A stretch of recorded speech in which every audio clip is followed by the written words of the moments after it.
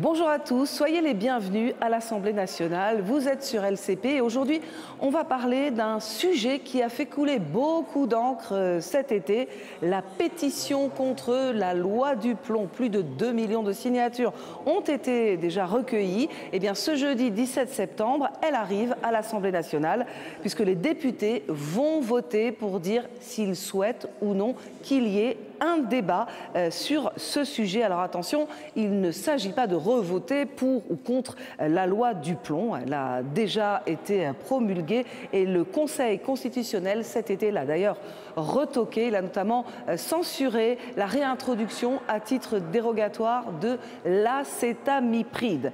Alors cela se passe en commission des affaires économiques et puis la rapporteure, c'est Hélène Laporte, députée du Rassemblement national, qui avait voté en faveur de cette réintroduction de l'acétamipride. Retour en séance.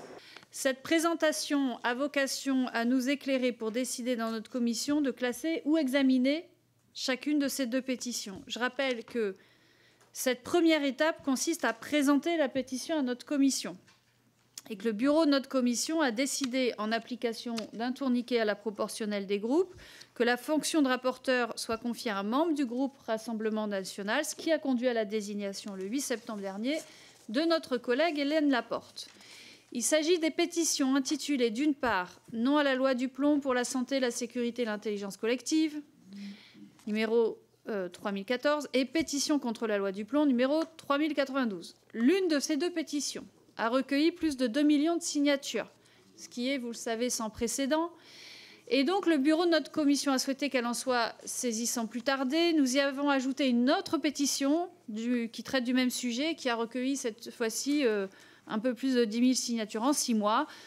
Je rappelle qu'il s'agit du seuil en dessous duquel nous procédons au classement d'office des pétitions. On l'avait fait le 9 juillet dernier pour un certain nombre.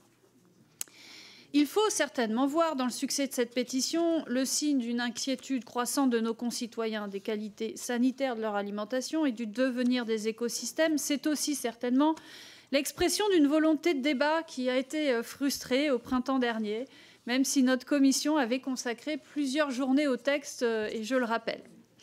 Bien sûr, le contexte a évolué un peu depuis le dépôt de cette pétition, puisque le Conseil constitutionnel, sans doute vous y reviendrez, a rendu une décision importante concernant l'article 2. Toutefois, la plupart du texte a été promulgué tel qu'il était sorti de la commission mixte paritaire. Ainsi donc, pour chacune des deux pétitions, après avoir entendu la rapporteure, Madame la rapporteure, qui nous proposera de la classer ou de l'examiner, nous écouterons les autres orateurs qui le souhaiteront. Cette décision de classement ou d'examen fera l'objet, comme vous le savez, à la fin de notre réunion, d'un vote de la commission. Bien. Si une décision d'examen est prise aujourd'hui sur la pétition, cet examen constituerait une seconde étape, prévue par l'article 148, alinéa 4, cette fois-ci, du règlement. Cet examen donnerait lieu au cours des prochaines semaines, dans des conditions que notre bureau précisera, lundi en l'occurrence, à un rapport qui serait publié, qui comprendra le texte de la pétition et le compte-rendu de nos débats. Mais, en application du règlement, il n'y aurait cette fois pas de vote à l'issue de l'examen lui-même. Le rapport ainsi publié pourrait donner lieu à une troisième étape, c'est-à-dire un débat en séance publique, si la conférence des présidents est saisie d'une telle demande, par soit le président de la commission, soit par un président de groupe, si toutefois donc, on décide d'y donner suite. Le règlement ne prévoit pas que le débat en séance donne lieu à un vote. D'accord ? Je précise enfin que tout cela est inédit. En fait, on n'a jamais eu une telle procédure pour l'instant. Nous n'avons effectivement jamais eu de précédente pétition à ce niveau-là. Je cède donc, pour la séance, pardon. Je cède donc la parole à Madame la rapporteure pour qu'elle nous présente tout d'abord la première pétition dont nous sommes saisis, numéro 3014, puis la seconde, numéro 3092. Je vous donne la parole, Madame la rapporteure. Merci. Merci Madame la Présidente, mes chers collègues. Donc, nous sommes réunis aujourd'hui pour examiner deux pétitions citoyennes qui sont transmises à la Commission des affaires économiques qui ont recueilli plus de 10 000 signatures. Elles portent sur un même objet, l'abrogation de la loi du 11 août 2025 visant à lever les contraintes à l'exercice du métier d'agriculteur, dite loi du plomb. La première pétition, numéro 3014, mérite une attention toute particulière. L'intitulé « Non à la loi du plomb pour la santé, la sécurité et l'intelligence collective » Cette pétition a été déposée le 10 juillet 2025 sur le site de l'Assemblée nationale et a recueilli à ce jour plus de 2 millions de signatures. C'est à ce jour la plus importante mobilisation citoyenne enregistrée via le dispositif de pétition en ligne de l'Assemblée nationale. Et je rappelle qu'en 2020, une seule pétition avait franchi le seuil réglementaire des 100 000 signatures. Et il s'agissait de la pétition réclamant la dissolution de la Brave M, avec 260 000 signataires qui avaient été classés par la Commission des lois le 23 mars 2023. On examine donc aujourd'hui une pétition qui a recueilli plus de 8 fois plus de signatures. L'ampleur inédite de cette mobilisation, c'est un signal démocratique fort. Nous ne pouvons l'ignorer ni le minimiser, quelles que soient nos positions respectives sur cette loi que nous avons défendue il y a quelques mois. Cette pétition, elle formule 3 demandes. L'abrogation immédiate de la loi Duplon, la révision démocratique des conditions dans lesquelles elle a été adoptée, la consultation citoyenne des acteurs de la santé, de l'agriculture, de l'écologie et du droit. La première demande revient à demander au Parlement de revenir en arrière suite à l'adoption du texte auquel nous sommes parvenus au terme de plusieurs mois de travaux en commission, en séance publique et en commission mixte paritaire où nous avons pu retenir une solution d'équilibre pour nos agriculteurs.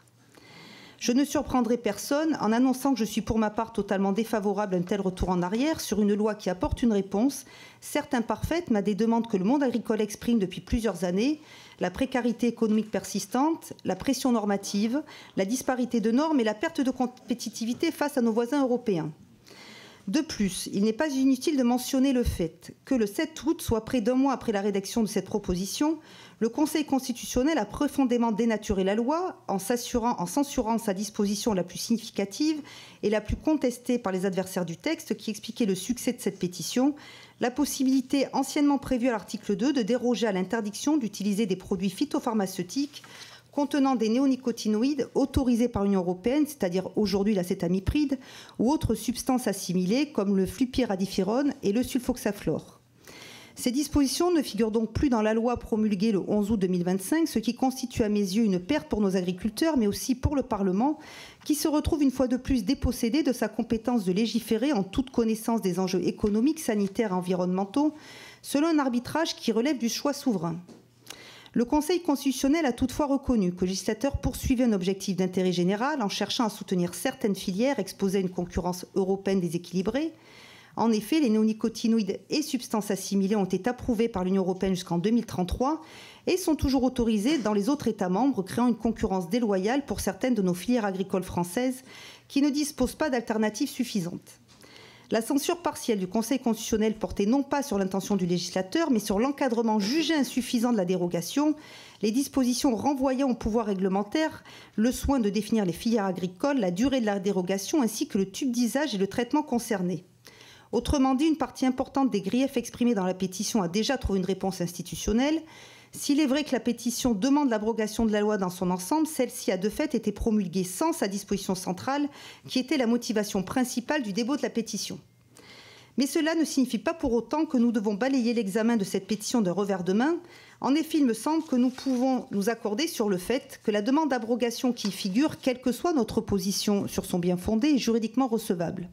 Elle demande à notre Assemblée d'exercer à nouveau son pouvoir législatif pour revenir en arrière. La deuxième demande, elle porte sur une révision démocratique des conditions d'adoption de la loi, et celle-ci, elle peut être interprétée de façon différente. Les pétitionnaires appellent-ils à une révision constitutionnelle ou à une loi organique ? En tout état de cause, la procédure législative a été rigoureusement suivie. Elle a notamment été, en ce qui concerne la consultation préalable, par notre commission comme par celle du développement durable, à l'Assemblée comme au Sénat des acteurs impliqués avec les représentants des professions agricoles, les institutions scientifiques, les administrations publiques.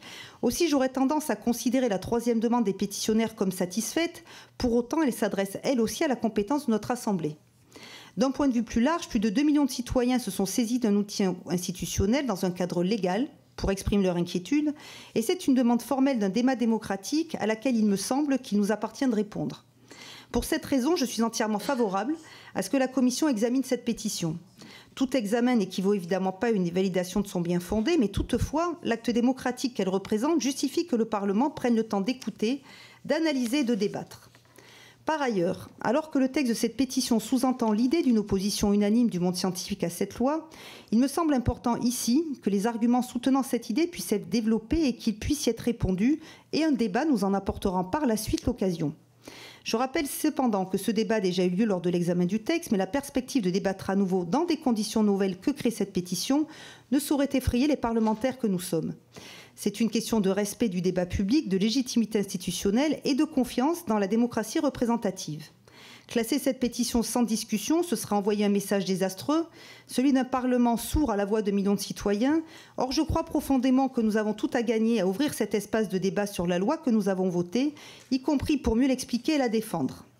Cet examen permettrait aussi de clarifier certaines demandes formulées par la pétition, comme la révision démocratique des conditions dans lesquelles elle a été adoptée, ou encore la consultation citoyenne des acteurs de la santé, de l'agriculture, de l'écologie et du droit, ainsi que de répondre aux reproches faits à la loi Duplon de constituer une aberration scientifique, éthique, environnementale et sanitaire, et une attaque frontale contre la santé publique, la biodiversité, la cohérence des politiques climatiques, la sécurité alimentaire et le bon sens. Aussi, je vous propose, au nom du dialogue démocratique et du respect que nous devons à une mobilisation citoyenne d'une telle ampleur, que notre commission prenne le temps d'examiner cette pétition. Les 2 millions de pétitionnaires qui ont jugé opportun de s'adresser à nous méritent qu'une réponse circonstanciée soit donnée à leur demande. Et si ce qui est probable, le débat auquel cet examen va donner lieu confirme nos désaccords de fond, il aura eu le mérite d'éclairer un peu plus les Français sur les thématiques en jeu. Nous sommes par ailleurs saisis d'une seconde pétition, numéro 3092, qui est intitulée « Pétition contre la loi Duplon », qui a recueilli à ce jour un peu plus de 19 000 signatures et dont le texte indique uniquement « Pétition contre la loi Duplon et pour l'abrogation des néonicotinoïdes ». Formulation évidemment perfectible, même si on en comprend l'idée. Son objet est redondant avec celui de la pétition 2014 et je vous propose, pour plus de clarté, de nous concentrer sur la pétition principale et que nous procédions au classement de cette seconde pétition, car, je précise, celle-ci est sans texte et ne comporte qu'un titre. Je vous remercie.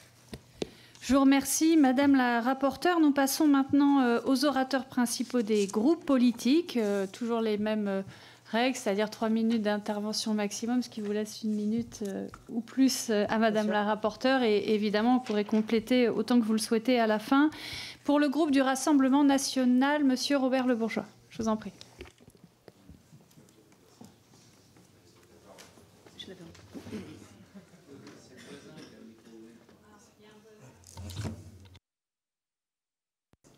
Merci, Madame la Présidente, Madame la rapporteure, chers collègues. Faut-il le rappeler, en janvier 2024, des milliers d'agriculteurs sont descendus dans les rues ou sont venus à Paris pour crier leur colère face à des gouvernements qui, depuis trop d'années, ont promis sans agir, promis d'œuvrer à des meilleurs revenus agricoles ou de lutter contre la concurrence déloyale. Mais dans le même temps s'enchaînaient les traités de libre-échange et les surtranspositions qui soumettent nos agriculteurs et nos éleveurs à des distorsions de concurrence intenables.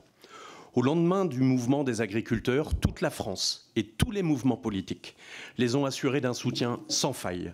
La loi visant à lever les contraintes à l'exercice du métier d'agriculteur faisait donc partie des multiples réponses dont notre agriculture a besoin. Bien loin des mensonges éhontés de l'extrême gauche, cette loi visait simplement à répondre à certaines demandes du monde agricole en matière de gestion de l'eau, de simplification des normes d'extension des exploitations, ou d'usage d'un produit que la France a été la seule à interdire par ce zèle normatif dont elle seule a le secret. Certaines de ces avancées ont été balayées d'un revers de main par le Conseil constitutionnel, qui, une fois de plus, s'est arrogé un pouvoir qu'il n'a pas, celui de législateur. Que dire aussi du bloc macroniste qui, en février 2024, assurait derrière son Premier ministre d'alors, Gabriel Attal, qu'il était fini le temps des interdictions sans solution. Ces mêmes macronistes tâtonnent désormais et demandent un avis de l'ANSES et de l'EFSA, avis dont nous disposons déjà. Énième promesse sans lendemain, donc, et surtout énième trahison pour notre agriculture. Entre les mensonges des uns et les tergiversations des autres, seul le Rassemblement national a honoré sa parole. Dès 2022, Marine Le Pen s'est engagée dans son programme présidentiel à refuser toute interdiction de substances actives sans solution équivalente et économiquement soutenable.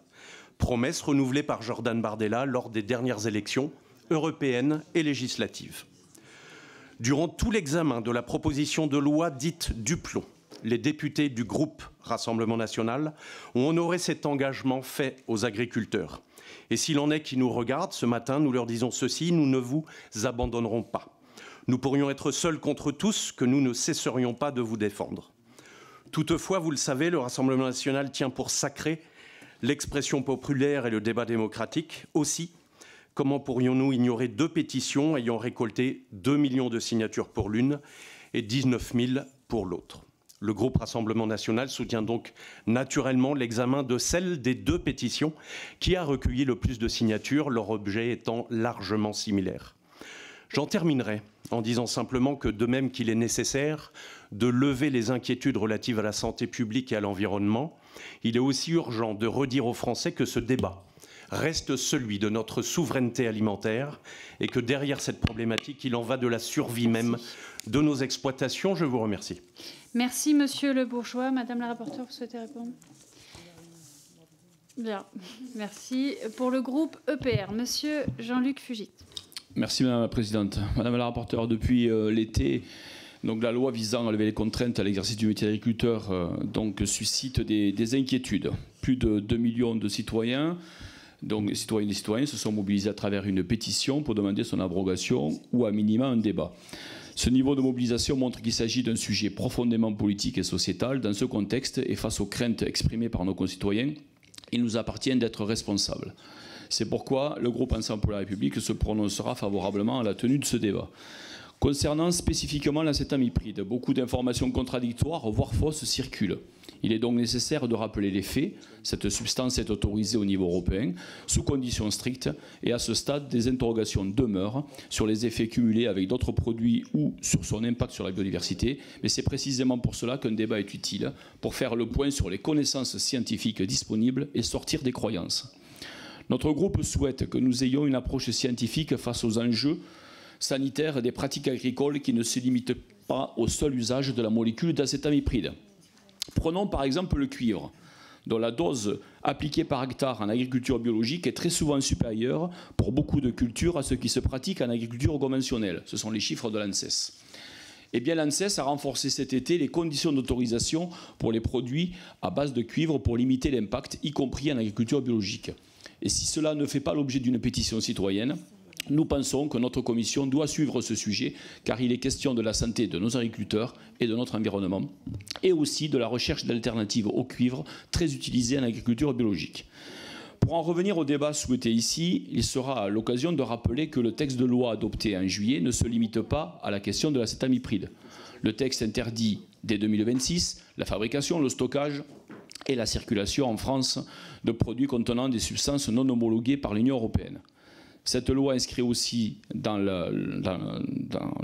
droit français le comité des solutions à la protection des cultures, lancé en mars 2024 par le gouvernement de Gabriel Attal, qui réunit et fait dialoguer agriculteurs, chercheurs, instituts techniques et plusieurs ministères autour de l'objectif que nous partageons d'identifier les impasses et faire émerger des solutions alternatives, comme je l'évoquais par exemple pour l'usage du cuivre. L'abrogation de la loi signifierait aussi revenir sur d'autres mesures importantes comme la séparation de la vente et du conseil en matière de produits phytopharmaceutiques ou encore les mesures pour aider à mieux gérer les retenues d'eau. Ce n'est pas souhaitable pour nous. Au final, nous souhaitons que ce débat permette de renforcer le dialogue entre la science, le monde agricole, les citoyens élus que nous sommes et nos concitoyens. Merci. Merci, Monsieur Fugit. Madame la rapporteure. Oui, merci, mon cher collègue.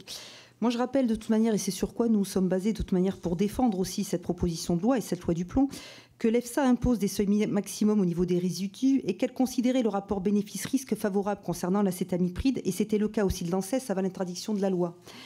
De plus, vous parlez des autres apports de la loi du plomb et que nos agriculteurs attendent, notamment la meilleure indemnisation des dégâts climatiques sur les prairies, le meilleur encadrement de l'action de l'Office français de la biodiversité dans ses missions auprès d'agriculteurs pour prévenir les conflits. Il y a tout un tas d'apports qui sont très importants pour nos agriculteurs pour la suite à l'intérieur de cette loi. Merci. Je vous remercie, Madame la rapporteure. Pour le groupe LFI, Madame Manon Meunier. Oui, merci, Madame la Présidente.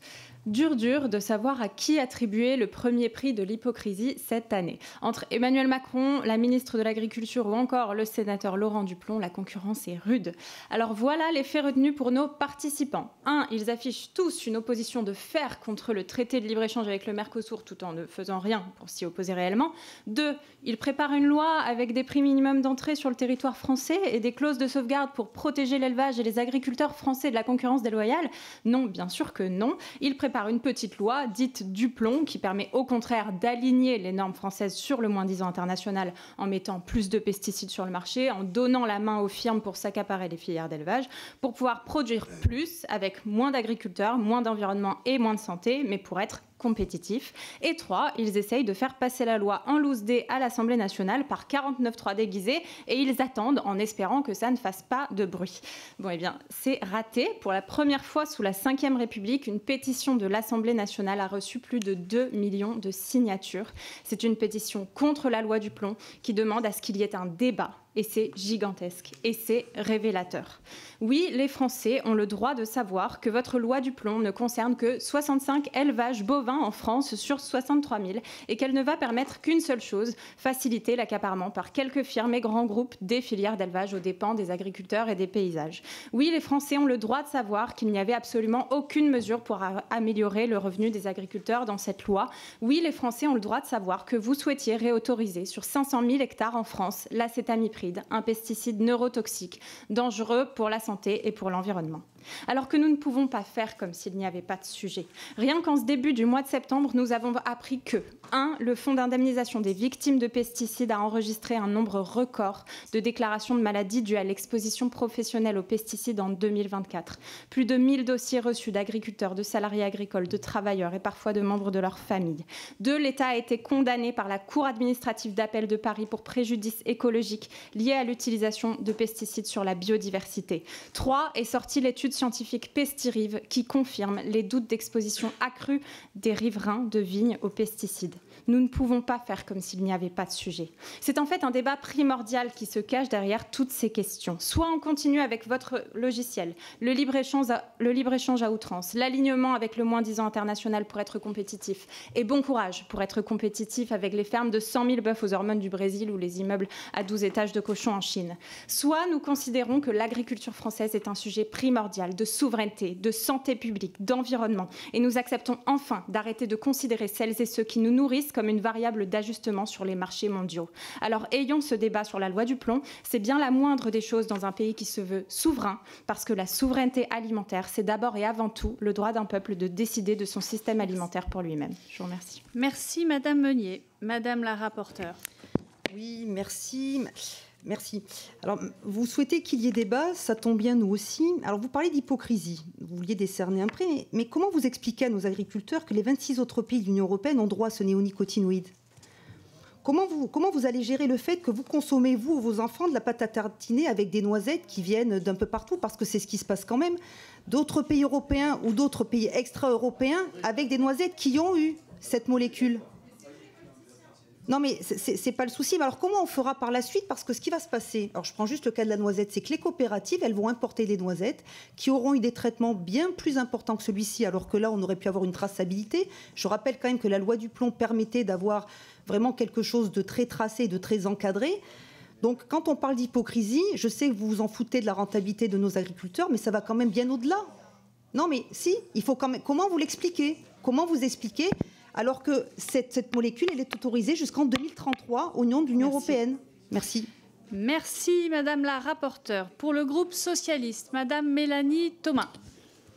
Merci Madame la Présidente, Madame la rapporteure, chers collègues. Une première sous la Ve République qui n'est pas passée inaperçue. Nous sommes aujourd'hui appelés à nous prononcer sur une pétition historique.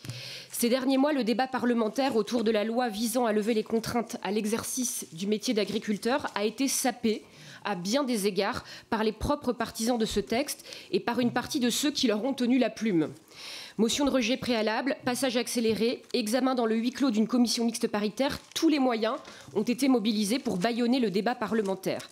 Pire, le gouvernement a laissé les députés d'un parti politique arrivé dernier aux élections législatives dicter sa loi avec le soutien du bloc central et de l'extrême droite, condamnant ainsi l'Assemblée nationale au silence. Avec mon groupe parlementaire socialiste et apparenté opposé à cette proposition de loi, nous n'avons pourtant jamais adopté de posture dogmatique. Nous sommes restés ouverts au débat tout au long de l'examen du texte, fixant néanmoins des lignes rouges à ne pas franchir. Sans esprit d'obstruction, mais avec la volonté d'enrichir le texte, nous avons déposé une centaine d'amendements. Dans le creux de l'été, Et après ce passage en force, la pétition contre la loi dite Duplon sauve l'honneur de ceux qui ont vécu cette séquence politique comme une trahison démocratique. Je peux vous dire que la loi Duplon a laissé des traces dans nos échanges sur le terrain et qu'elle a davantage divisé que réconcilié. Ce sursaut traduit une alerte, d'abord citoyenne, une prise de conscience collective, une indignation légitime face à l'absence de débat, au danger que cette loi fait peser sur la garantie du droit de vivre dans un environnement équilibré et respectueux de la santé. Ce texte n'a servi qu'à fragiliser les fondements scientifiques de notre démocratie. Remise en cause de l'autorité de la science, des prérogatives de l'ANSES, réintroduction de l'acétamipride. Parallèlement, les réponses apportées aux fractures et aux enjeux que rencontre l'agriculture française étaient largement inadaptées. Cette loi fracture et crispe. C'est une tromperie face à l'urgence. Rien en faveur du revenu des agriculteurs, rien pour lutter contre les distorsions de concurrence, rien pour réguler le foncier agricole, rien pour réformer la répartition des aides aux agriculteurs, rien pour adapter l'agriculture aux transitions climatiques. Ces enjeux, essentiels à la survie des agriculteurs et à notre souveraineté alimentaire, méritent un vrai débat. C'est ce qu'exige le monde agricole pour son avenir, mais aussi des millions de Français qui ont besoin de volonté politique au service d'une meilleure alimentation pour toutes et tous. Avec mes collègues du groupe socialiste, enracinés dans nos territoires ruraux, nous souhaitons que le Parlement se saisisse pleinement de ces enjeux. Nous sommes prêts au débat. Merci Madame Thomas, Madame la rapporteure. Merci. Alors, quand vous dites que la commission mixte paritaire, vous aviez été privé du débat, mais rappelez-moi, c'est pas démocratique la commission mixte paritaire et vous n'aviez pas de représentants? Si, vous en aviez un. Toutes les forces politiques étaient représentées. Alors, je passerai sur le fait, lorsque vous parlez des pourcentages des partis politiques et des formations politiques, je vous avoue que venant du Parti socialiste, ça manque pas de sel si on parle des pourcentages de chacun. Autre chose, au niveau de la loi Duplon, il faut quand même dire qu'il y a d'autres apports dans cette loi, et j'y reviens. L'ouverture à une expérimentation à certaines pistes d'alternatives aux produits phytosanitaires avec l'introduction d'insectes stériles, c'est important aussi. C'est-à-dire que toute cette loi, c'était l'article 2 qui posait crispation, même si cette réintroduction était largement encadrée. Néanmoins, par le Conseil constitutionnel, cet article ne fait plus partie de cette loi. Donc on étudie bien évidemment cette pétition. Tout le monde a l'air pour que le débat puisse se tenir. Néanmoins, il faut quand même voir que la disposition principale n'est plus là. Donc le reste, je pense que les agriculteurs l'attendent. Ça leur permettrait d'avoir quand même quelques avancées dans certains domaines. Merci. Merci Madame la rapporteure. Pour le groupe Droite républicaine, Monsieur Julien Dive. Merci Madame la Présidente, Madame la rapporteure. Première remarque, s'il n'y a pas eu une procédure, en tout cas si la procédure qui a amené à l'adoption de cette loi n'avait pas eu lieu et toutes les décisions qui ont été prises, il n'y aurait pas de loi là, au moment où nous parlons. Les agriculteurs n'auraient pas de réponse et nous serions, surtout avec ce qu'on a pu constater la semaine passée et la chute du gouvernement, nous aurions une loi qui serait complètement abandonnée. D'ailleurs, je note que les procédures ont été validées par le Conseil constitutionnel. Deuxième remarque, tous les débats que nous avions eus ici dans cette salle sur les critères à fixer pour autoriser par dérogation l'acétamipride sous condition à certaines filières étaient exactement et sont exactement ce que demande le Conseil constitutionnel. En tout cas, ce sont les préconisations du Conseil constitutionnel. Donc ça aurait pu rester dans la loi au final. Là, je ne m'adresse pas aux députés, je m'adresse à d'autres instances. Troisième remarque, il y a quand même un risque déceptif dans ce que nous avons là, dans ce que nous faisons, dans ce que nous allons adopter. Le risque déceptif, c'est de laisser penser que nous allons avoir un débat ce matin, peut-être dans l'hémicycle, qui abroge la loi, pour celles et ceux qui souhaiteraient abroger la loi, ou qui la confirme pour celles et ceux qui souhaitent que cette loi soit confirmée. Mais c'est pas vrai. Nous débattons ce matin pour décider ou non d'un débat, et nous débattrons dans l'hémicycle, si cela a lieu, pour juste réaffirmer nos positions sans vote. Donc attention aussi, dans l'opinion publique, à ce qui est véhiculé. Ne laissons pas penser que le débat qui est là est la loi Duplon 2, ou en tout cas le match retour des débats de la loi Duplon. Remarque suivante, dire qu'il n'y a pas eu de débat est faux. Il y a eu un débat dans cette salle, dans la salle d'à côté, pendant une semaine, même 2 semaines. Des parlementaires ont même participé aux 2 débats de chaque côté. Il y a eu plus de 1000 amendements qui ont été examinés. D'ailleurs, des débats de bonne facture. Il me semble que chacune et chacun se soit félicité de la tenue des débats dans cette salle. Donc il y a eu un débat. Réaffirmer ensuite les positions des uns des autres me semble assez essentielle. Pour cette raison que notre groupe politique soutiendra le vote de ce débat. Nous soutiendrons le vote du rapport parce qu'il permettra de mettre en lumière les positions des uns et des autres, permettra de rappeler les arguments qui nous ont amenés là, permettra aussi de mettre en lumière toutes les menaces, les milliers de menaces de mort, j'insiste, que les parlementaires ayant voté pour cette loi ont reçues. Mettre aussi en lumière les menaces que d'autres parlementaires ont pu avoir sur leur permanence, parce que je mets au même niveau les menaces et les pressions qui ont pu être exercées sur les différents parlementaires. Ne vous inquiétez pas, je l'ai en tête et je le précise et je viens de le faire, chers collègues. Mais ça sera aussi essentiel de rappeler ce qu'on a reçu, parce que le débat, il a été aussi manipulé, il a été caricaturé et c'est quand même bien dommage dans notre État. Juste une question, Madame la rapporteure, et je termine là. Avez-vous examiné les conditions de la promotion de cette pétition exceptionnelle? Merci. Madame la rapporteure. Oui, merci, mon cher collègue. Non, dans la mesure où il y a 2 millions de signataires, de toute manière, il est notre devoir à nous de l'examiner. Et c'est par rapport aussi à ça que nous sommes pour le débat au niveau du Rassemblement national et que je souhaitais, enfin nous, en tout cas notre groupe s'exprimera pour qu'il y ait ce débat derrière. Vous avez raison aussi de rappeler le fait que oui, il y a eu un débat. Et de dire qu'il n'y en a pas eu, c'est pas vrai, puisqu'on s'est réunis pendant plusieurs heures ici. Après, il y a eu une commission mixte paritaire où toutes les forces politiques sont représentées. Et après, derrière, il y a eu un vote où chacun était libre de s'exprimer en fonction de ce qu'il souhaitait. De dire également que cette loi, il n'y avait pas que cet article 2 et que ça permet quand même des améliorations pour le quotidien de nos agriculteurs. Et j'en terminerai, oui, sur toutes les menaces de mort ou de souhait de cancer que moi, par exemple, j'ai pu recevoir pour moi ou pour mes enfants en citant mes enfants, ce qui est absolument condamnable et ce que vous devriez tous condamner au niveau des classes politiques. Merci, Madame la rapporteure. Monsieur Benoît Biteau pour le groupe écologiste et social. Merci, Madame la Présidente. Effectivement, cette pétition est historique et les citoyens se mêlent enfin de ce qui les regarde. Cette pétition confirme que la question agricole doit sortir de la bulle agricolo-agricole et doit être versée dans un véritable débat de société. 2,1 millions signataires, parce que l'agriculture, c'est la nourriture de tout le monde. C'est l'eau que nous buvons tous les jours. C'est l'air que nous respirons à chaque instant. C'est la santé de tout le monde, et en particulier de nos enfants, et un clin d'œil pour les enfants de ma circonscription qui sont atteints de cancer pédiatrique.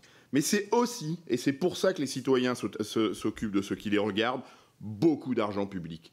Beaucoup d'argent public pour accompagner l'agriculture, bien sûr, mais aussi beaucoup d'argent public pour financer les logiques curatives sur la biodiversité, sur le climat, sur la santé. Cette pétition, elle est aussi salutaire pour la majorité des agriculteurs, contrairement à ce que certains continuent d'affirmer. Les irrigants ne représentent que 6% des agriculteurs. Les éleveurs concernés par le régime ICPE ne sont que 3% des éleveurs. 4,2% des surfaces sont concernées par des potentiels traitements à l'acétamipride. C'est donc une frange extrêmement restreinte du monde agricole qui peut se réjouir de ce texte. Mais la très forte majorité des agriculteurs en sont, en vérité, les victimes. Parce que ce qui menace la souveraineté alimentaire, dont tout le monde parle sans avoir un échantillon sur lui, c'est l'effondrement de la biodiversité, c'est le dérèglement climatique que cette loi du plomb accélère de manière irresponsable. Alors, je voulais quand même rappeler l'actualité de ces derniers jours. Pestirive, qui fait le constat que quand on est proche de parcelles traitées par les pesticides, eh bien on est sévèrement impacté par ces pesticides. Et encore une fois, c'est les enfants qui sont les premières victimes. La condamnation de l'État, ce 3 septembre dernier, en raison de procédures d'homologation peu protectrices de notre santé et de la biodiversité, confirme la pertinence de cette mobilisation citoyenne. En écho à cette mobilisation citoyenne, nous, les législateurs, devons donc, sans délai, convoquer le principe de précaution et de prévention et des politiques publiques qui accompagnent l'urgente bifurcation agricole. C'est le sens de notre volonté de demande d'abrogation de la loi du plan tout en préservant des avancées intéressantes, notamment le régime assurantiel sur les prairies ou l'arrêt de la fabrication de pesticides interdits sur notre territoire pour éviter de les commercialiser. Et donc ce débat doit avoir lieu dans l'hémicycle. Et il aura de toute façon lieu en dehors de l'hémicycle, à l'instar de ce qui va se passer samedi prochain à La Rochelle, dans un événement appelant à une convention citoyenne sur la transition agricole, confirmant ainsi l'adage de Victor Hugo qui disait que rien ne peut arrêter une bonne idée quand son heure est venue. Bien, merci Monsieur Vito. Madame la rapporteure. Vous avez votre micro, Monsieur Vito. Pardon. Je réinitialise. Non, ça marche? Voilà, merci. Oui, merci, mon cher collègue. Là, j'y reviens encore. Que faites-vous des rapports bénéfices-risques de l'EFSA ou de l'ANSES? Que dites-vous, là encore, en France par rapport aux 26 autres pays de l'Union européenne qui utilisent cet acétamipride? Je rappelle quand même que dans cette loi, il y avait quand même plusieurs garanties qui étaient prévues. Il y avait la nécessité d'un décret, la limitation aux filières dans le besoin, une autorisation temporaire avec renouvellement possible. Il n'est pas question d'avoir l'acétamipride de manière infinie. On sait très bien qu'il y a des études qui sont faites, notamment, je vais parler chez moi dans le Lot-et-Garonne au niveau d'Unicoque qui expérimente notamment des insectes par la suite qui pourraient prendre la relève sur cet acétamipride. Mais voilà, répondez-moi, que faites-vous par rapport à ces rapports de l'EFSA et de l'ANSES? Vous y répondrez après, mais dans ce cas-là, ces instituts-là ne sont pas fiables?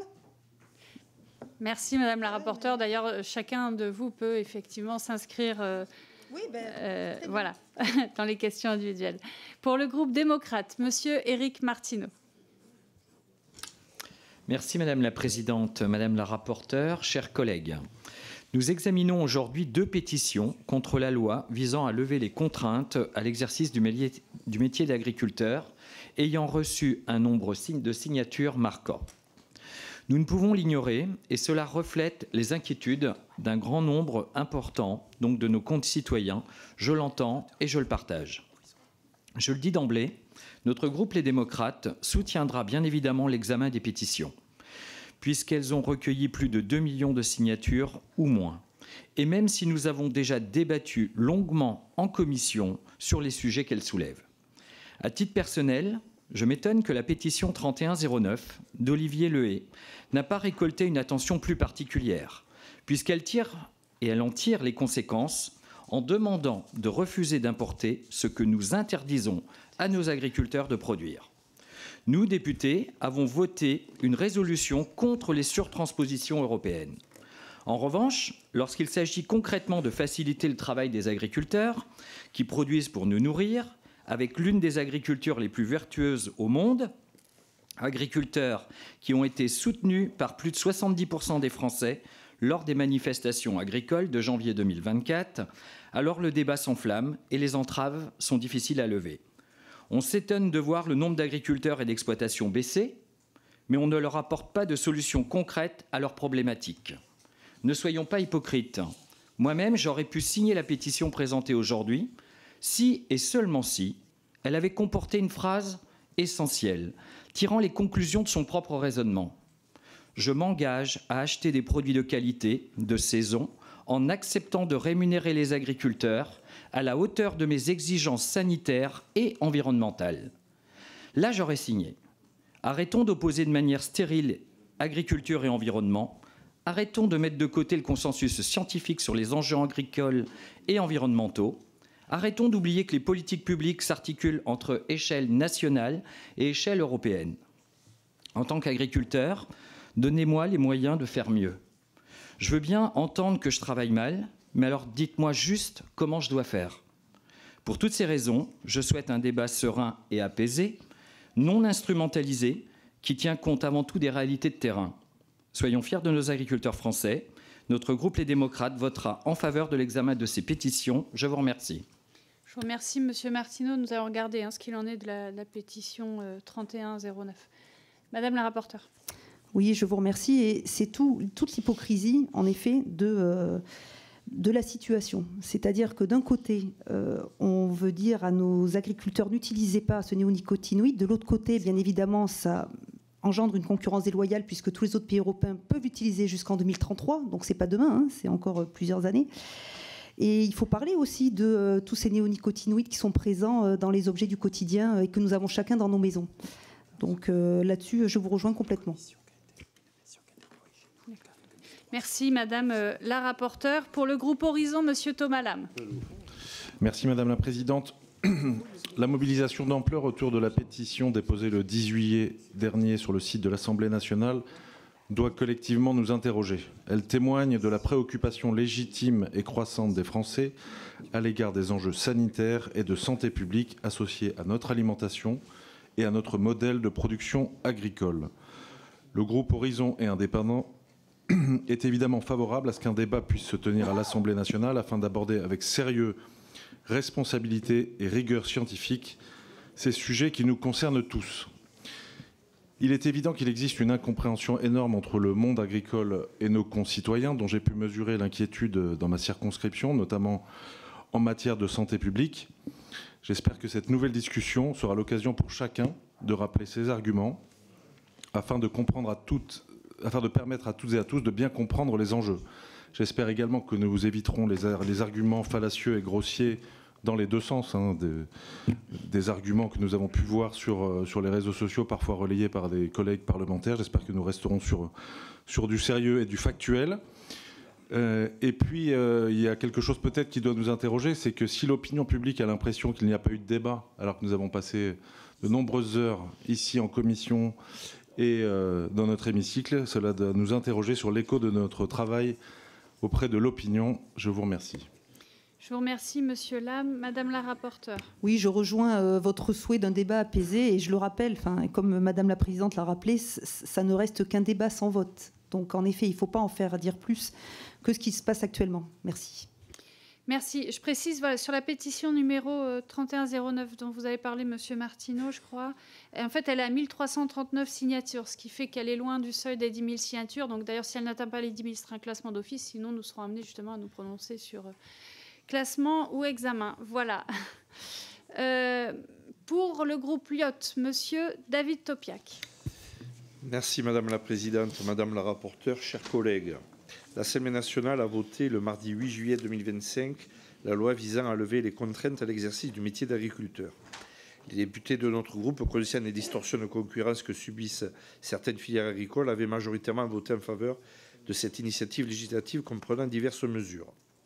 Depuis l'adoption de la loi, un important mouvement citoyen s'est mobilisé pour faire état de préoccupations quant à l'impact sanitaire et environnemental d'une réautorisation de l'acétamipride. Ce sont des inquiétudes légitimes que notre groupe n'a pas souhaité laisser sans réponse en juillet dernier. Comme nous l'avons défendu tout au long des débats en souhaitant redonner la parole à la science, nous avions alors demandé la saisine de l'Agence nationale de la sécurité sanitaire, de l'alimentation, de l'environnement et du travail sur les dérogations prévues par la loi et, le cas échéant, nous appelions à consulter l'Institut national de recherche pour l'agriculture afin de déterminer les filières rentrant dans le champ de la dérogation en tenant compte des critères restrictifs établis par la représentation nationale. Les décisions d'autorisation prises au vu des données scientifiques disponibles et actualisées sont les conditions essentielles de leur acceptabilité. Entre-temps, le Conseil constitutionnel a tranché cette première question le 7 août dernier en retirant de la loi des dispositions autorisant la réintroduction de l'acétamipride, tout en validant les allègements administratifs pour construire des bâtiments d'élevage et des ouvrages de stockage d'eau. Ainsi, nous restons favorables à la tenue d'un débat à l'Assemblée nationale dès la reprise des travaux parlementaires. Sans portée législative, il sera néanmoins l'occasion d'évoquer de nouveaux points qui restent crispants dans le débat sociétal, comme la concurrence déloyale à l'échelle européenne et la question des usages partagés de l'eau. Je vous remercie. Merci, Monsieur Topiak. Madame la rapporteure. J'avais 10 secondes pour dire que vous aussi, vous rejoignez le fait... Vous avez une minute. Ah, pardon. Vous avez une minute parce que c'est nous qui nous sommes fait dans le chrono. Oui, vous rejoignez également le fait qu'il y ait un débat derrière, puisqu'aujourd'hui, on statue pour ça, c'est-à-dire débat ou pas. Après, voilà. Merci. Merci, Madame la rapporteure. Pour le groupe GDR, Monsieur Julien Brugerolles. Merci, Madame la Présidente. La mobilisation citoyenne inédite autour de la pétition demandant l'abrogation de la loi du plomb, ayant réuni plus de 2 millions de signataires, met en évidence combien ce texte suscite d'inquiétude chez nos concitoyens. Cette irruption de la société civile a d'abord mis en relief l'impasse où conduit l'adoption à la hussarde de ce texte par le Parlement. Car au-delà de la question de la réintroduction dérogatoire de substances nuisibles à la biodiversité et à la santé humaine comme les néonicotinoïdes, qui a cristallisé les débats, les conditions d'examen de cette loi et son adoption sans examen en séance publique suite à l'adoption d'une motion de rejet préalable privant les députés de leur droit d'amendement ont constitué un modèle de brutalisation de la procédure parlementaire. Mais sur le fond, ne nous y trompons pas. Le texte promulgué il y a quelques semaines ne vise pas à défendre les agriculteurs ou à défaire des contraintes, comme on voudrait nous le faire croire. Il vise d'abord à mettre notre agriculture au diapason de la concurrence internationale et à poursuivre la fuite en avant dans la dérégulation. L'abaissement de nos normes environnementales et sanitaires n'est jamais une bonne solution puisqu'il s'agit du premier levier de protection contre les importations déloyales. S'il faut une preuve supplémentaire de ce total contresens politique, c'est bien la signature et la volonté d'une mise en œuvre accélérée de l'accord avec le Mercosur ces dernières semaines. Oui, la loi du plomb est d'abord une vaste entreprise de diversion. Diversion pour retarder l'indispensable mise en œuvre de nouveaux outils d'intervention publique pour réguler les prix et les marges et enfin sécuriser les revenus agricoles. Diversion pour retarder tout débat sur les outils de protection indispensables pour faire face à la concurrence internationale. Ce texte retarde aussi le grand chantier de la transformation agroécologique de nos systèmes agricoles, seul gage de durabilité pour nos exploitations. Tant que nous ne définirons pas collectivement la trajectoire et les moyens d'une diversification et d'une déspécialisation de nos systèmes de production, en les adaptant aux nouvelles contraintes climatiques et environnementales, nous n'agirons pas efficacement pour diminuer le recours aux intrants et défaire les agriculteurs de l'emprise des géants de l'agrofourniture et des pesticides. Sans construction de régime public de prévention et d'assurance contre l'ensemble des aléas climatiques et des risques sanitaires et environnementaux, il n'y aura pas de baisse massive du recours aux intrants et produits phytosanitaires dans notre pays. Oui, l'urgence est donc à ouvrir un véritable débat sur notre modèle agricole et alimentaire. Et en ce sens, les députés communistes et du groupe GDR soutiendront bien évidemment l'examen de la pétition ayant recueilli plus de 2 millions de signataires, qui doit impérativement faire l'objet d'un rapport et d'un débat en séance plénière. Je vous remercie. Je vous remercie, Monsieur Brugerolles. Madame la rapporteure. Oui, merci. Alors moi, je m'étonne toujours quand j'entends brutalisation parlementaire. Je le répète, enfin, vous étiez là également, enfin, j'espère. On a eu plusieurs jours de débat en commission. On a eu une commission mixte paritaire où toutes les forces politiques sont représentées. Il y a eu un vote. Donc je ne vois pas en quoi il y a une brutalisation. La brutalisation, est-ce qu'elle n'est pas plutôt lorsqu'il y a des centaines, des milliers d'amendements d'obstruction qui sont déposés, qui, en fait, évitent le débat? Non, quand il y a autant d'amendements, quand ce sont 10, 15 qui sont redondants, le débat ne peut pas avoir lieu, c'est pas vrai. Et bien évidemment, il y a d'autres enjeux qui devraient nous mobiliser, notamment l'accord du Mercosur qui a été signé par la Commission européenne il y a quelques jours. Et sur le fait de pouvoir avoir par la suite un débat sur cette pétition, je pense que nous sommes tous d'accord sur le fait qu'il y ait ce débat. Je vous remercie, Madame la rapporteure. Nous passons maintenant aux interventions individuelles. D'abord, en commençant par Monsieur René Lioré. Merci.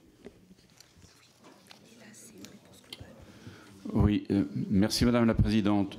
Oui, bien sûr, nous demandons que cette pétition soit réexaminée, et au moins pour 2 raisons.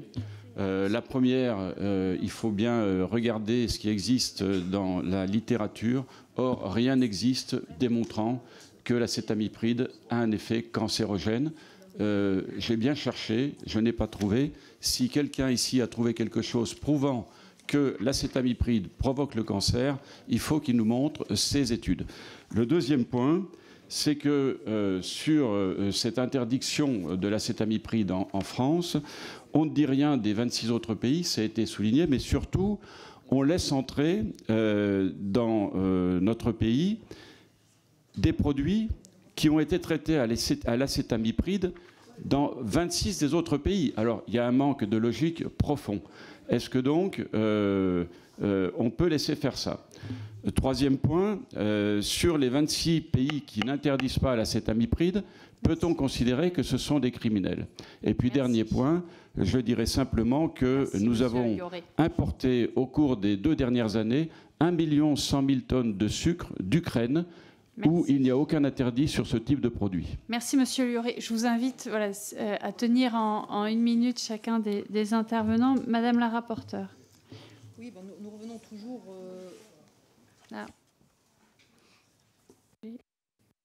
réinitialisé. Oui, merci. Nous revenons toujours au fait que l'EFSA considère le rapport bénéfice-risque favorable et l'EFSA a réduit les seuils de sécurité, puisque même en 2024, elle avait proposé de diviser ces seuils par 5 et on tombe à 0,005 mg par kilo. Il n'y a aucune preuve en effet d'un caractère cancérigène non plus. Je suppose, et vous avez raison de le signaler, que les producteurs italiens ne veulent pas non plus tomber malades en ayant recours à ces néonicotinoïdes. Et je suppose aussi que l'EFSA ne veut pas que les 26 autres pays de l'Union européenne attrapent aussi également une maladie quelconque que suite à ces néonicotinoïdes. Merci Madame la rapporteure. Monsieur Laurent Alexandre. Madame la Présidente, Madame la rapporteure, la mobilisation citoyenne autour de la pétition pour l'abrogation de la loi Duplon montre que les Français veulent une agriculture familiale qui respecte le paysan et le vivant. Nous avons aussi besoin d'une agriculture qui assure notre souveraineté alimentaire. Au fond, comme avec le Mercosur, il s'agit de refuser le nivellement vers le bas de notre agriculture. Il y a 2 urgences qui devraient nous rassembler. 1. Interdire l'importation de produits traités avec des pesticides interdits en France. Préférons les noisettes françaises pour le Nutella plutôt que celles de Turquie, du Chili, traitées à l'acétamipride. 2. Stopper la ratification du Mercosur qui signe la mort de milliers d'élevages en France. Collègues macronistes, vous dites vous opposez au Mercosur. Dans ce cas, cautionnez-vous la capitulation du président Macron devant la Commission européenne. Refusez plutôt avec nous la mercosurisation de notre agriculture. Merci. Merci Monsieur Alexandre. Madame la rapporteure. Alors votre intervention, elle ne portait pas spécialement sur le fait qu'il y ait ou non débat par rapport à cette pétition. Sur l'histoire, bien évidemment, du Mercosur, je ne peux que vous rejoindre et constater aussi la capitulation qui a été faite il y a quelques semaines. Merci Madame la rapporteure. Monsieur Dominique Potier. Merci Madame la Présidente. 4 points complémentaires à l'excellent exposé de Mélanie Thomas. 1. Le groupe socialiste condamne sans ambiguïté toutes les formes de violence contre les responsables de la vie politique, qu'elles concernent les permanences ou les personnes. Il n'y a pas d'ambiguïté. De ce débat que nous aurons, puisque tout le monde semble vouloir adopter cette proposition, ne remplacera pas celui que nous attendions le 26 mai, qui restera pour nous un jour noir de la démocratie, puisqu'on a vu une ministre de l'Agriculture et un ministre de l'Intérieur aller se congratuler avec des manifestants qui venaient faire pression pour empêcher un débat au Parlement. Jour noir de la démocratie. 3. Le groupe socialiste a toujours été en pointe, engagé avec la proposition sur les phytovictimes, sur la phytopharmacovigilance, des rapports parlementaires, commission d'enquête parlementaire sur ces sujets. Nous allons continuer à travers ce débat à faire prospérer nos idées autour de l'idée d'une ANSES augmentée, explorant les nouvelles frontières de la science et d'une harmonisation européenne qui mette fin à ces concurrences qui nous occupent aujourd'hui. Enfin, nous veillerons dans ce débat à faire valoir une idée simple. L'effet Duplon, c'est un effet aveuglant par rapport aux vrais enjeux qui sont celles de la santé environnementale et de la santé écologique et de la justice économique garante de notre souveraineté alimentaire. Merci Monsieur Potier, Madame la rapporteure. Oui, alors on y revient encore. J'y ai répondu plusieurs fois. Le processus démocratique, il a bien eu lieu. Je ne vais pas vous refaire la genèse de toutes les actions qui ont été faites. Dans cette loi, il y a l'article 2 qui a été censuré. Le reste a été promulgué. Mais il y a des choses qui vont dans le bon sens par rapport aux néonicotinoïdes. L'ouverture à l'expérimentation à certaines pistes d'alternatives aux produits phytosanitaires, ça en fait partie. Il n'est pas question, encore une fois, c'était quand même très encadré, et vous le savez très bien, de permettre aux néonicotinoïdes d'être utilisés de manière indéfinie. Il était justement, le but c'était quoi? C'était de permettre aux agriculteurs d'avoir des solutions alternatives et de laisser, entre guillemets, à la science le fait de les développer pour qu'ils soient sur une concurrence équilibrée par rapport aux autres pays européens qui, eux, en bénéficient jusqu'en 2033. Et là encore, et on en consomme tous, et vous savez très bien, par la pâte à tartiner, par les huiles de noisettes, par tout ce qu'il y a, vous savez très bien que les produits rentrent aussi sur notre sol, et au moins il y a une traçabilité en France que nous n'avons pas ailleurs. Merci Madame la rapporteure. J'ai bien noté toutes les interventions, les demandes d'intervention, et je rappelle que je le fais par ordre décroissant de taille des groupes parlementaires. Monsieur Jean-Luc Fugit, mais qui s'est inscrit après. Donc, voilà. Merci Madame la Présidente. C'est juste une suggestion, parce que je suis déjà intervenu tout à l'heure au nom de mon groupe. Pour la suite des débats, je voulais vous interroger, Madame la Présidente, ainsi que Madame la rapporteure, sur l'idée peut-être de voir si nos procédures permettraient de saisir l'OPEX aussi de ce sujet pour participer à éclairer le débat, puisque l'OPEX réunissant à la fois 18 sénateurs, 18 députés donc de l'ensemble du Parlement, ce serait peut-être utile avec aussi une représentation de toutes les sensibilités politiques. Donc c'est une idée que je me permets de lancer. Et j'aimerais voir si vous pensez que ça pourrait être utile. Encore une fois, c'est dans le sens de ce que j'évoquais tout à l'heure. La science doit être une de nos boussoles dans cette affaire. Merci, Monsieur Fugit. Madame la rapporteure. Oui, alors on peut tout imaginer, puisque c'est un peu inédit ce qui se passe là. Vous savez qu'après, il va y avoir un rapport qui va être rédigé et que l'intermédiaire entre maintenant et le rapport, ça va être plusieurs auditions. Mais pourquoi pas envisager en effet de citer l'OPEC, ça peut être tout à fait envisageable. Bien, Monsieur Guillaume Lepers. Madame la Présidente, Madame la rapporteure, mes chers collègues, derrière les grands débats, il y a la réalité concrète et terrible. J'ai reçu, moi, la semaine dernière, des appels d'agriculteurs en pleurs qui m'annoncent l'arrachage de nos magnifiques coteaux dans notre Lot-et-Garonne. Aujourd'hui, des noisetiers, demain, des pruniers, après-demain, des pommiers, début de la destruction de nos paysages et de notre patrimoine. Derrière, c'est des familles d'agriculteurs dévastées d'arracher le fruit d'années de travail et de générations. L'ironie du sort, mes chers collègues, c'est que maintenant, des élus de tous bords, de votre bord politique, viennent me voir pour me dire « Mais qu'est-ce qu'on fait maintenant ?» Vous vous rendez compte de l'impact sur la biodiversité? Même des apiculteurs s'inquiètent de voir des arrachages entiers. Mais c'est ça la réalité, mes amis. Alors c'est toujours facile de parler quand on n'est pas concerné. Mais quand on est vraiment concerné par la chose, c'est beaucoup plus difficile. Alors derrière les grandes envolées verbales, derrière les mensonges médiatiques qu'on a pu entendre, derrière toutes les menaces de mort qu'on a pu avoir, il y a une réalité. Elle est là et elle est dure. Merci, Monsieur Lepers. Madame la rapporteure. Oui, vous avez raison de soulever, mon cher collègue, la réalité en fait de ce que subissent nos agriculteurs. Ce qu'il faut voir, c'est qu'il y a plus de la moitié des récoltes qui partent à la poubelle, à la destruction, parce qu'ils n'ont pas pu lutter efficacement contre les ravageurs. Donc, quoi faire? Alors j'entends des propositions simplistes, il faut tout arracher et planter autre chose. Oui, enfin bien sûr, ça c'est le on dit, mais après quand on est dans une exploitation, eh bien il y a tout ce qu'on a investi dedans, très souvent toutes ces économies, plus des prêts à la banque, plus toute une famille aussi qui est derrière, qui a du mal à s'en sortir. Et puis on sait très bien qu'on ne peut pas faire une récolte d'autre chose l'année d'après parce que voilà, c'est pas possible au niveau de la terre. Donc c'est bien de rappeler qu'en effet derrière il y a nos producteurs, il y a nos agriculteurs et pourquoi on serait toujours à la marge par rapport aux autres pays européens en fait. Ce qui demande c'est un alignement. On le rappelle, c'est jusqu'en 2033 ailleurs et personne ne saute au plafond à l'idée de recourir à la septième hybride. Encore, je le redis, c'est quelque chose qui devait être bien défini dans le temps. Merci Madame la rapporteure, Madame Delphine Batho. Merci Madame la Présidente. D'abord très rapidement, je suis étonnée qu'à aucun moment le rapport qui nous est présenté n'évoque le seuil de 500 000 signatures mentionné à l'alinéa 6 de l'article 148, que la pétition pour l'abrogation de la loi du plomb dépasse d'un multiple de 4. Ensuite, notre groupe a donc saisi la présidente de l'Assemblée nationale sur la base de ce 6e alinéa pour que le débat ait lieu de toutes les façons. Et ensuite, un commentaire sur ce que nous avons entendu dans un certain nombre d'interventions depuis tout à l'heure, qui n'est pas très glorieux, parce qu'on aurait pu penser qu'après la prise de position du Conseil national de l'ordre des médecins et après que 2 millions de citoyens signent une pétition avec France Connect, qui est quand même pas un truc évident à faire, il y aurait à l'Assemblée nationale une attitude qui soit une attitude d'écoute, de prise en considération. Et ce n'est pas le cas. Et il y a quelque chose de fondamental qui n'a pas été dit.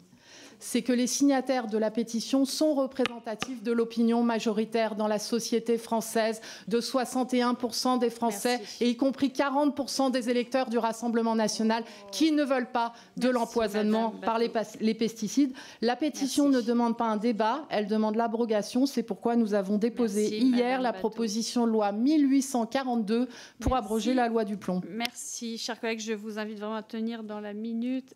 Madame la rapporteure. Oui, je vous remercie. Alors, ma chère collègue, le seuil des 500 000, en fait, ce n'est pas l'objet du jour, puisque ça doit être débattu en conférence des présidents, ou alors, je suppose, au sein de la Commission des affaires économiques, mais ce n'est pas du tout ici. Oui, d'accord, mais enfin, je vois pas... Non, enfin, non. Je fais mon intervention, et puis, si elle ne vous plaît pas, c'est... Voilà, c'est comme ça. Après, par rapport au reste, c'est bien de parler des électeurs du Rassemblement national, mais les électeurs du Rassemblement national, ils veulent aider les agriculteurs surtout, madame. Et puis, ils n'ont pas un double discours face à eux, et puis après, lorsqu'il y a la période électorale. Donc, il faut quand même voir encore les choses. Il y avait un encadrement. Là, on cherche une polémique pour rien. L'article 2 a été censuré. On sait très bien qu'il reste quelques dispositions dans cette loi pour lesquelles vous devriez être vent debout pour les aider, justement, par rapport à nos agriculteurs, si vous les considériez vraiment.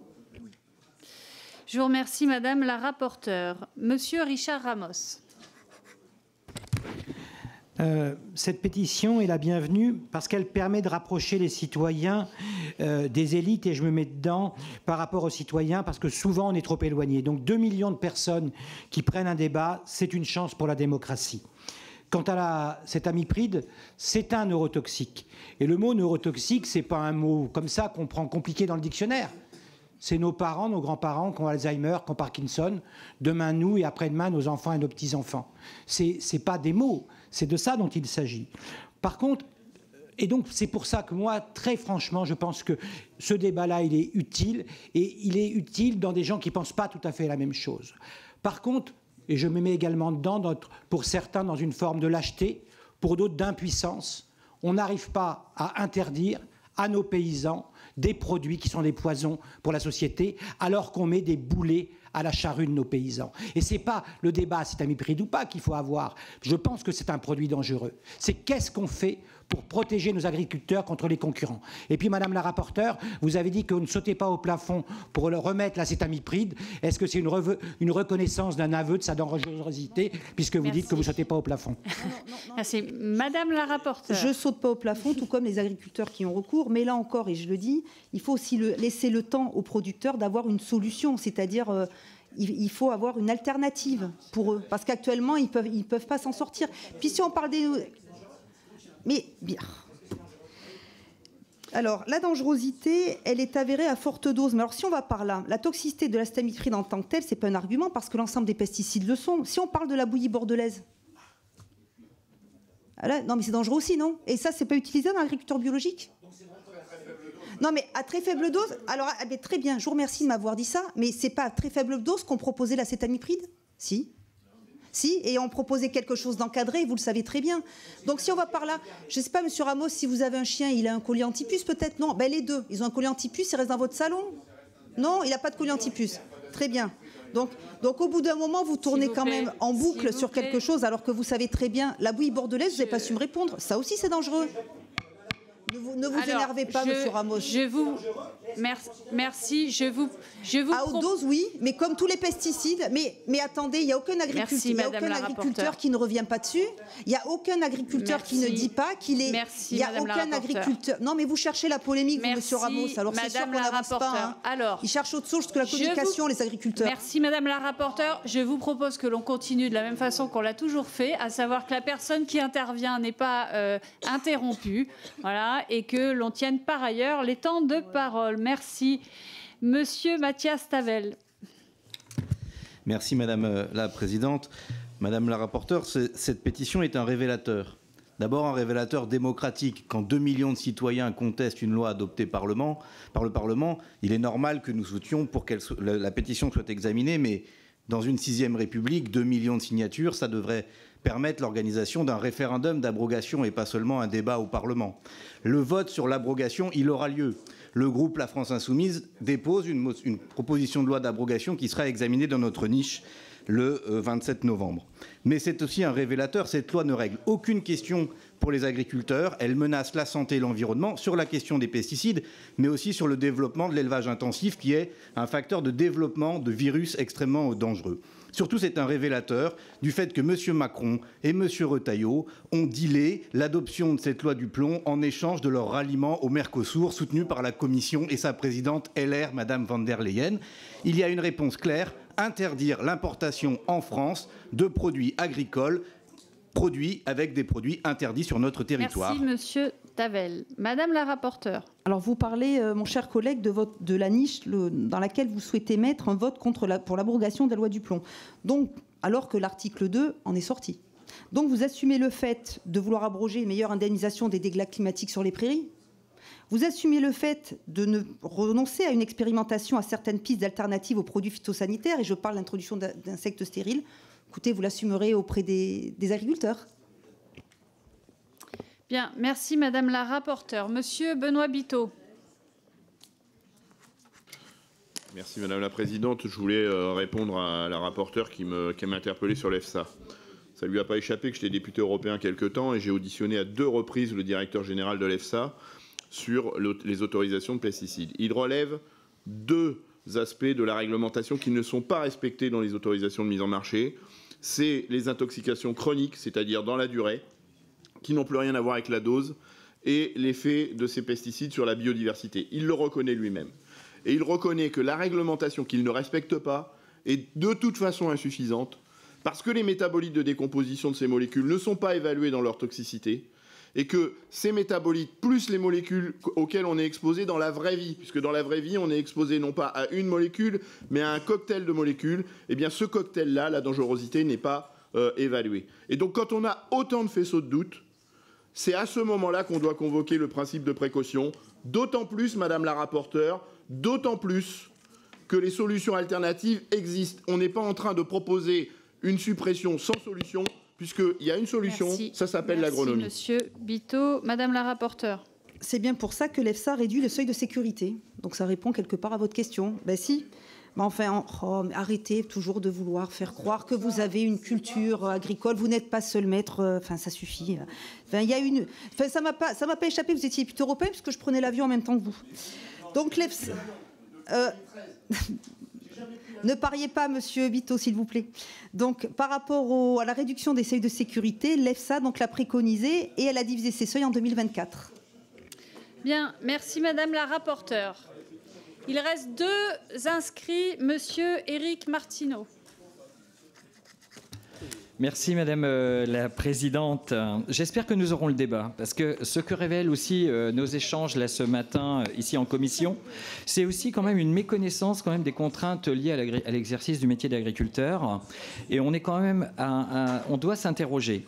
Si je prends quelques exemples, récemment, je veux dire, j'ai été interpellé par un agriculteur en biologique en plus, qui avait des élevages de poulaillers, qui ne peut avoir que 4 poulaillers et non pas 5. Donc il est obligé de construire une société pour pouvoir se différencier, pour pouvoir répondre aux attentes, justement pour avoir plus de poulets bio dans nos assiettes.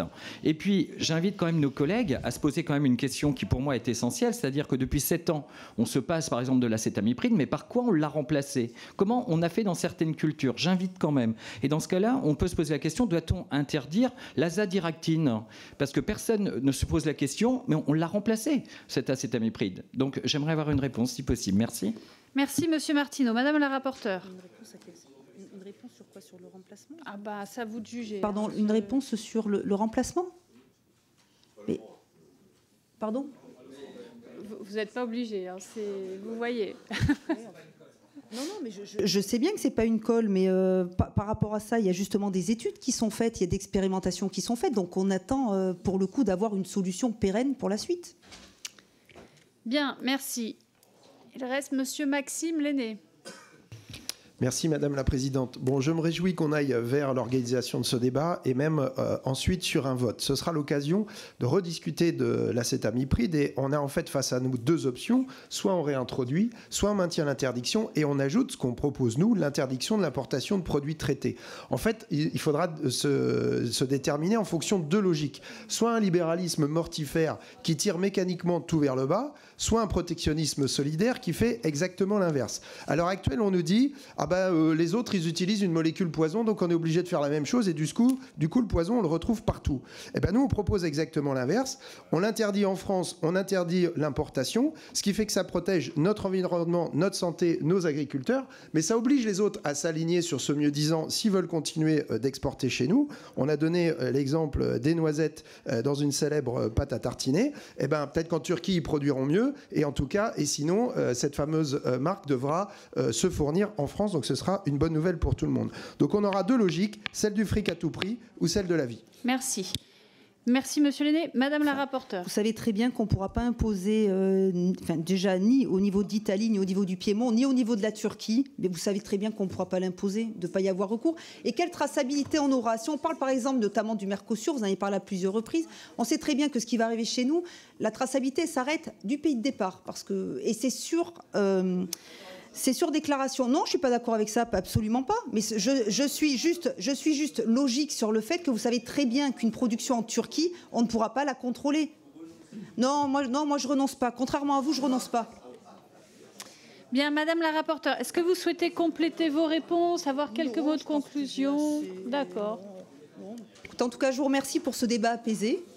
Et du coup, je pense que nous aurons beaucoup de choses à nous dire dans l'hémicycle. Je vous remercie, Madame la rapporteure. Donc, nous allons maintenant procéder au scrutin sur la décision de classement ou d'examen, d'abord de la pétition numéro 3014, donc celle qui a atteint plus de 2 millions de signatures. Non à la loi Duplon pour la santé, la sécurité et l'intelligence collective. Je rappelle que la rapporteure a proposé de l'examiner, n'est-ce pas? Donc, qui est favorable à cet examen? Bien. Qui, au contraire, est contre qui est pour le classement, de cette pétition? Bien. Donc, il y a vote à l'unanimité pour l'examen de cette pétition. Donc, il en sera procédé ainsi. Bien. Et donc, je rappelle qu'au bureau de lundi, nous discuterons des modalités de cet examen. Nous allons à présent procéder au scrutin sur la seconde pétition dont nous sommes saisis, numéro 3092, intitulée « Pétition contre la loi Duplon », pour laquelle la rapporteure a proposé un classement. Donc, la rapporteure ayant proposé de la classer, qui est favorable à ce classement? Au classement, je dis bien. Voilà.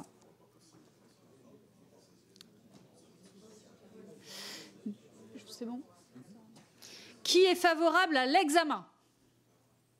Il n'y a pas de texte.